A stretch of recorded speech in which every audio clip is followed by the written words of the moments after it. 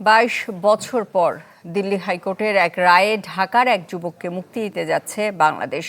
17 ফেব্রুয়ারি Delhi high court জানায় আসামি আসিফ বিন নাইমের 21 বছর 6 মাস সাজা পর্যাপ্ত হয়েছে, কাজেই তাকে দ্রুত মুক্তি দেওয়া হোক।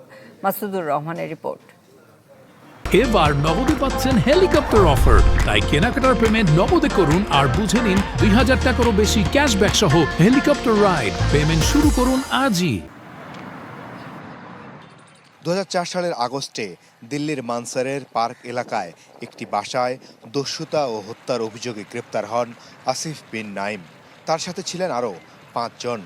এ ঘটনায় 2010 সালের ট্রায়াল কোর্ট ও 2014 সালে দিল্লি হাইকোর্ট আসিফ সহ 6 জনের যাবজ্জীবন কারাদণ্ড দেয়, যা বহাল রাখে ভারতের সুপ্রিম কোর্টও।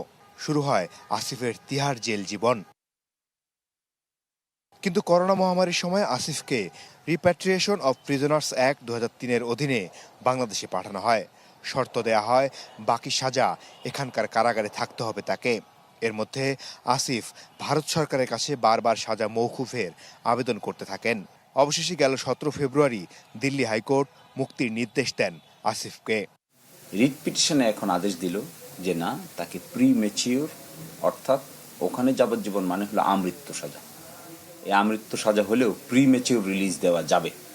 এখন তাদের সাজা কাটার টাইম হয়েছে 21 বছর 5 মাস 26 দিন। কিন্তু যেহেতু প্রি ম্যাচিওর সাজা মুক্তি দেওয়ার আদেশ দিয়েছে, এই আদেশ বাংলাদেশে আসবে। বাংলাদেশে আসলে পরে তারা যথারীতি নিয়ম অনুযায়ী বাংলাদেশের কারাগারে যেহেতু আছে, কারাগার থেকে মুক্তি পেতে কোনো বাধা থাকবে না। আসিফের হয়ে ভারতের আদালতে বিনামূল্যে মামলাটি লড়েছেন আইনজীবী সার্থক ম্যাকগন। বললেন, দিল্লি হাইকোর্টের আদেশের কপি বাংলাদেশ সরকারের মাধ্যমে কারাগারে পৌঁছালেই মুক্তি পাবেন Asif. The state authorities have been granted 2 weeks' time to send the order. However, I have shared it with one of his family members. And once you write about it, of course, there'll be an additional pressure on the jail authorities to release him quicker, even though Bangladesh is ready to release him. It was just the Delhi government which was holding this out. The release certificate will be communicated separately by the Delhi government to the Dhaka Central Jail. Asif বর্তমানে গাজীপুরের কাশিমপুর কারাগারে বন্দী আছেন। তার মতো ভারতে সাজাপ্রাপ্ত হয়েও বাংলাদেশে কারাভোগ করছেন 15 জন আসামি। Masudur Rahman, channel 24, Dhaka.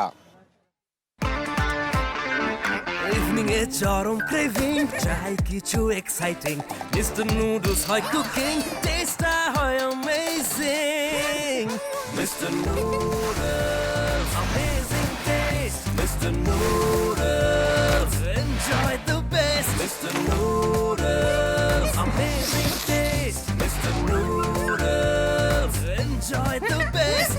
Mister noodles, mister noodles, mister noodles.